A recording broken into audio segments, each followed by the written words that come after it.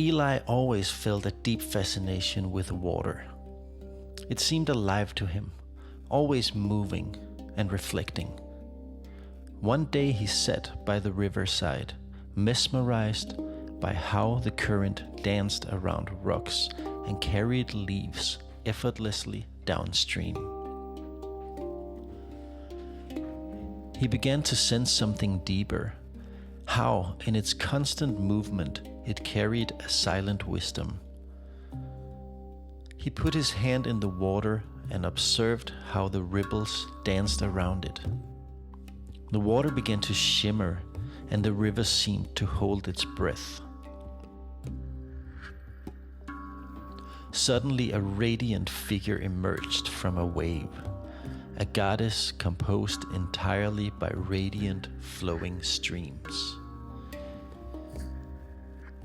Eli gazed at her in awe, her eyes reflecting everything around her like mirrors. He felt his own awe reflected back at him. It felt like a connection to the flow in all life. Eli, she spoke, her voice like the gentle stream. You are feeling it, the wisdom of water. I am here to show how I live inside of you. The goddess gestured toward the river and it stilled, becoming a perfect mirror. Do you see how water reflects everything without judgment? She asked. Eli nodded, clearly seeing himself and the world on the surface. She explained, water teaches us to adapt, let go, and take the shape of whatever form we are poured into. It is in this flexibility that my strength resides. Evolutionary survival belongs to the creatures that are most adaptable to change, not to the strongest. Look how water can both be steady like a stone when it's frozen and transient like air when it evaporates. Eli then saw visions in the water, children imitating parents and grandparents, learning language and gestures like water flowing and adapting down the stream of generations.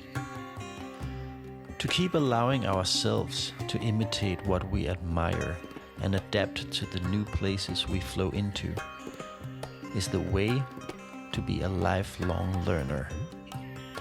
Eli's mind raced with thoughts. He thought about how easily water could change shape, and he wished to be able to transform throughout life.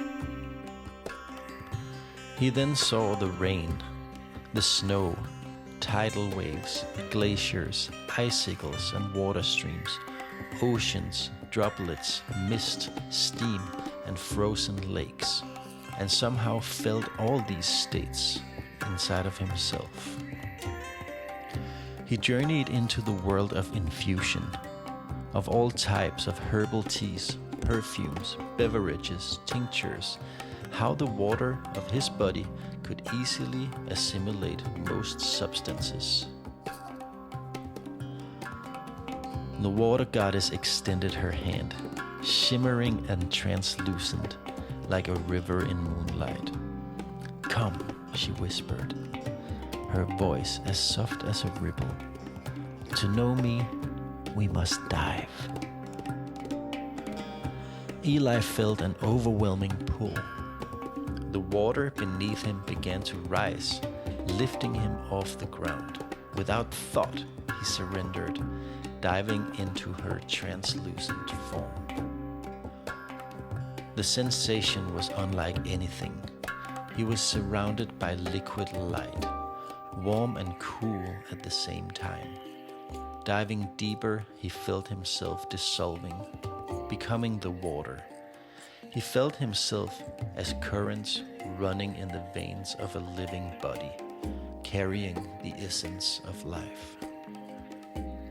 Eli moved effortlessly, guided by that invisible current. You are within me now, she sang, her voice resonating from the waves. Eli closed his eyes and let himself drift. He felt his fears dissolve, his thoughts quieting, and he merged with her vastness. For a moment there was no separation within him. He was the water, formless and unbound. He slowly began to ascend towards the surface, where the goddess received him with a big smile. When they came up, she raised her hand, mimicking the motion of a wave. This is the gesture of water. It is the symbol of adaptability and reflection. Eli mirrored her movement, feeling the fluidity of the motion flow through him. The wave of his hand felt like the river, smooth and effortless.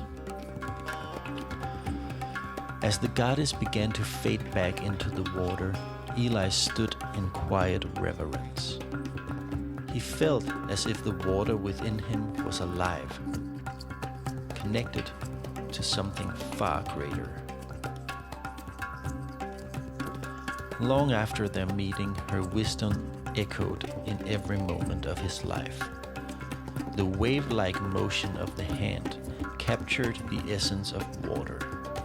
This motion would become what later became part of the element key. The gesture to request adaptability and the freedom to reflect and assimilate. Water ceremonies became a sanctuary for those seeking unity and learning by imitating one another. Being like water together created smooth, flowing waves of shared freedom in the body and the mind. Eli would say, imitation is the most sincere form of praise. Please imitate what you love in each other. And so, the water gesture became part of daily life. People were using it to navigate and synchronize with each other. It became a practice to just let go and simply be one another for a moment. They would say, "Water me," or "I water you," and they would relax into the shape of each other's being. The spiritual connection with water continued to ripple outward, showing people everywhere that strength lies in adaptability. Eli would sometimes return to the riverside where it all began. He'd sit by the edge of the water, watching his reflection. He'd whisper to himself, "Be like water."